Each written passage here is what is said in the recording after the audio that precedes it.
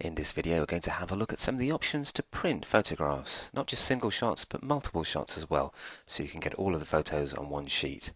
Let's click on this shot here. You'll find Gallop on the cover disk, drag it to the main workspace, and there is a shot that we can print. Before we do print though, let's Control plus just to zoom in for a closer look, and it's worth making sure that the colours are going to print correctly.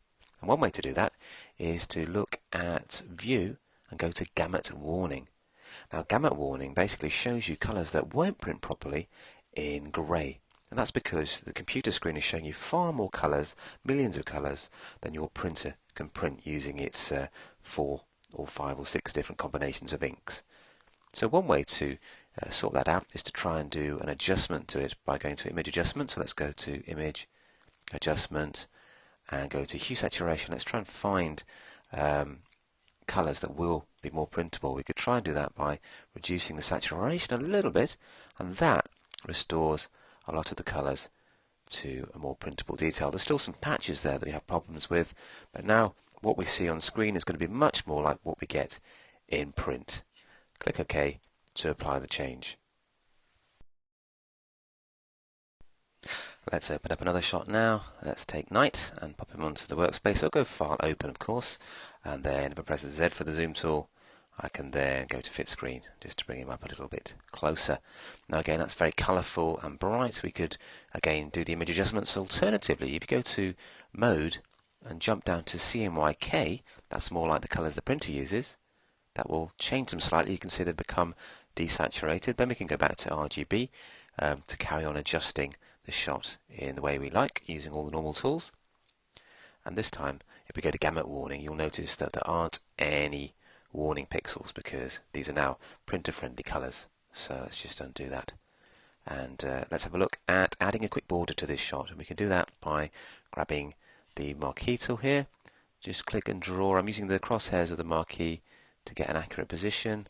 By putting them into the corner of the shot, it's going to be a very subtle border. Inverse it by going to Select Inverse, and then Edit, fill that border with a colour, and you could choose white just to bleed out to the edge. Control D to deselect.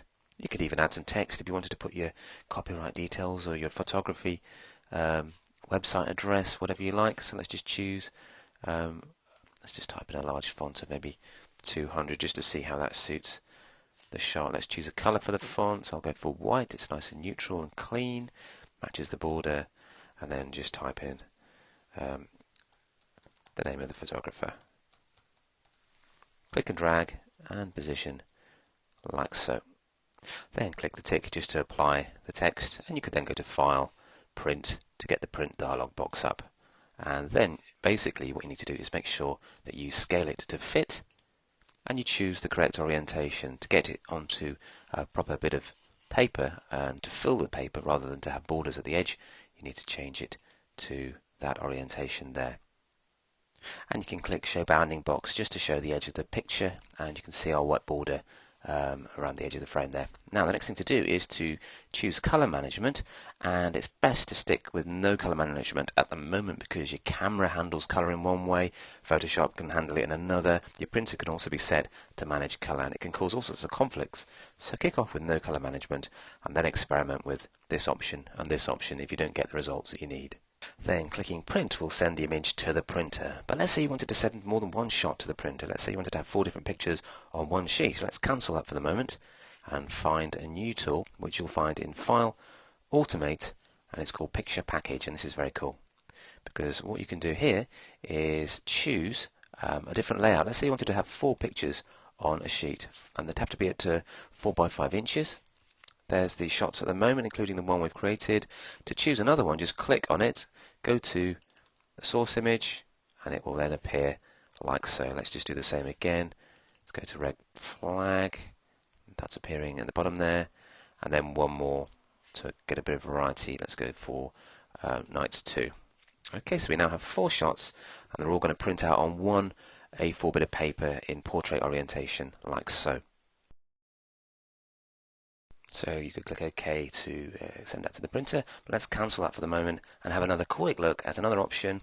Let's go and automate again, this time contact sheet 2. Now here you can actually add all of the pictures from your digital camera as tiny thumbnails onto sheets.